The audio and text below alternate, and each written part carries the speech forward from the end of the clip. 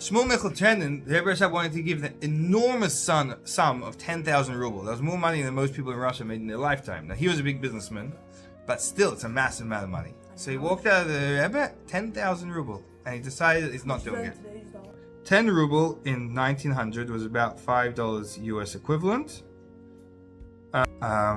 It's worth today $187,860.12. There we go. Beautiful. That is a lot of money. That's a lot more money than I have. It's nearly $200,000.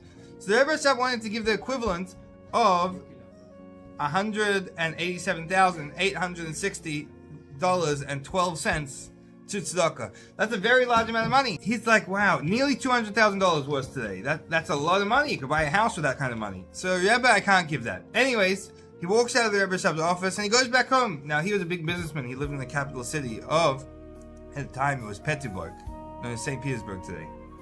Later, it moved to Moscow.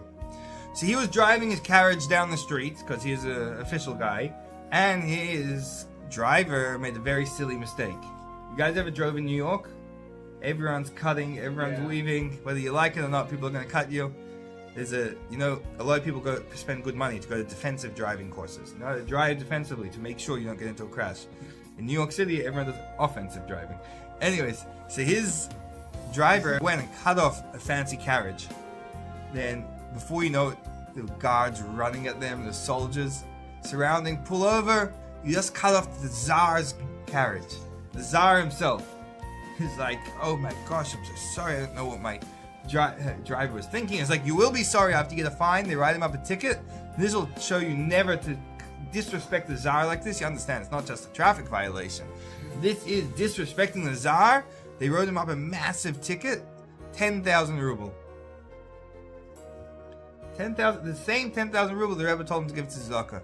So what happened here? Perhaps the Rebbe saw that there was something in Shemayim that he was going to be punished by 10,000 ruble going away, and the Rebbe decided, I'll help him out. I'll let him do it in a good, positive, kind, giving way, and that way he'll have a mitzvah instead of it being taken away in some other way.